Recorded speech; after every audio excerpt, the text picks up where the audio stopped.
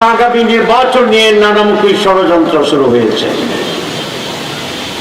পত্রিকায় দেখলাম আমাদের নিরাপত্তা বিষয়ক উপদেষ্টা ভারতে গিয়েছেন।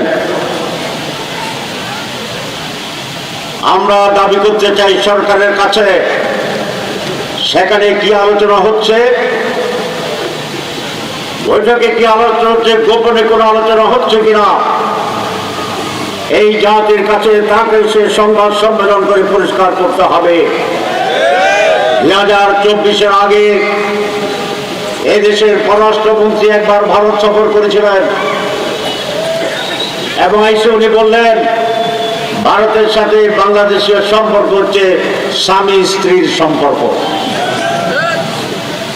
আমরা এরকম আর কোন স্বামী স্ত্রীর সম্পর্ক চাই না।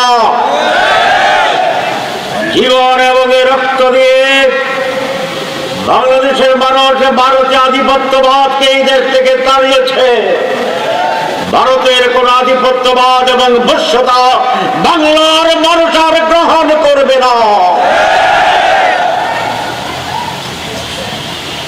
এই সরকার যদি ভারতীয় অন্যায় আবদার এবং তার অন্যায় সিদ্ধান্তের প্রতি নতি স্বীকার করতে চায়, তাহলে আপনাদের পরিণতি অশুভ হবে না, পরিষ্কার বলতে চায়।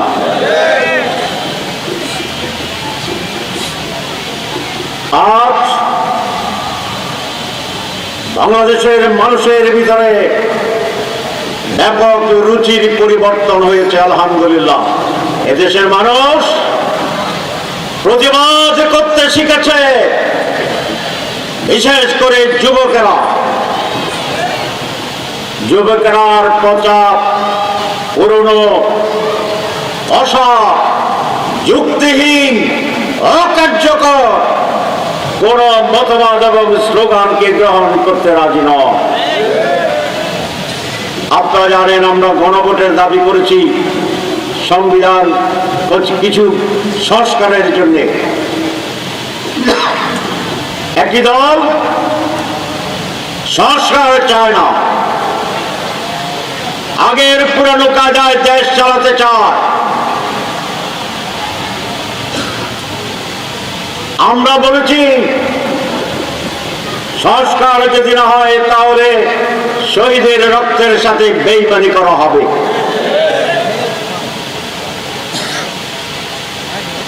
এবং সেই জন্য আমরা গণভোটের কথা বলেছি। গণভোট সরকার বলেছে কিন্তু পেস লাগাই দিছে।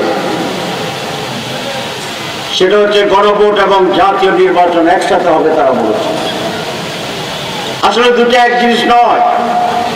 জাতীয় নির্বাচন হচ্ছে রাষ্ট্র এবং দেশ পরিচালনার জন্য মানুষ কাকে ম্যান্ডেট দিবে তার একটি নির্বাচন। আর গণভোট হচ্ছে আমরা যে সংস্কারের প্রস্তাব করেছি সেই সংস্কারগুলো গৃহীত হবে কি হবে না তার একটি গণম্যান্ডেট, রেফারেন্ডাম। কিন্তু ওই দলটি আলাদাভাবে গণভোট চায় না। কারণ হচ্ছে ঢাকা বিশ্ববিদ্যালয়ের কেন্দ্রীয় ছাত্র সংসদ নির্বাচন, কারণ জাহাঙ্গীরনগর ইউনিভার্সিটি ছাত্র সংসদ নির্বাচন জাকসু, কারণ রাকসু রাজশাহী বিশ্ববিদ্যালয়, কারণ চাকসু চট্টগ্রাম বিশ্ববিদ্যালয় ছাত্র সংসদ নির্বাচন। ডাকসু নির্বাচনের আগে যদি আমরা আত্মহত্যা করে 10 জনে বলতাম যে ডাকসুতে এবার শিবির পূর্ণ প্যানেলে বিজয় লাভ করবে, তাহলে কেউ বিশ্বাস করত না। কোন সরকার বিশ্বাস করত না, বুদ্ধিজীবীরা বিশ্বাস করত না, ডিপ্লোম্যাটরা বিশ্বাস করত না। কারণ এটাকে মানুষ মনে করত অসম্ভব। ঢাকা বিশ্ববিদ্যালয়ের উচ্চ শিক্ষিত আধুনিক মেধাবী তরুণেরা শিবিরকে ভোট দেবে, হতে পারে। ছেলেরা দিবে, হতে পারে, কিন্তু মেয়েরা দেওয়ার তো প্রশ্নই আসে। কিন্তু যখন রেজাল্ট হয়ে গেল, আমি সেই ডাকসু নির্বাচনের প্রত্যক্ষভাবে জড়িত ছিলাম। রাত 3:30 পর্যন্ত নানা গুঞ্জন, নানা আয়োজন, ডিস্টার্ব করার নানা ধরনের ব্যঞ্জন ছিল। আমরা পাহাড়ের মতো দৃঢ়তা নিয়ে সেদিন অবস্থান গ্রহণ করেছিলাম।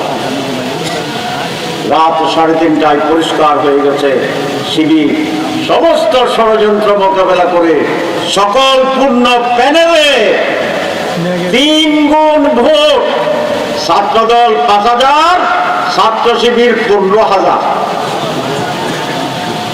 ভোটে জিতে গেছে।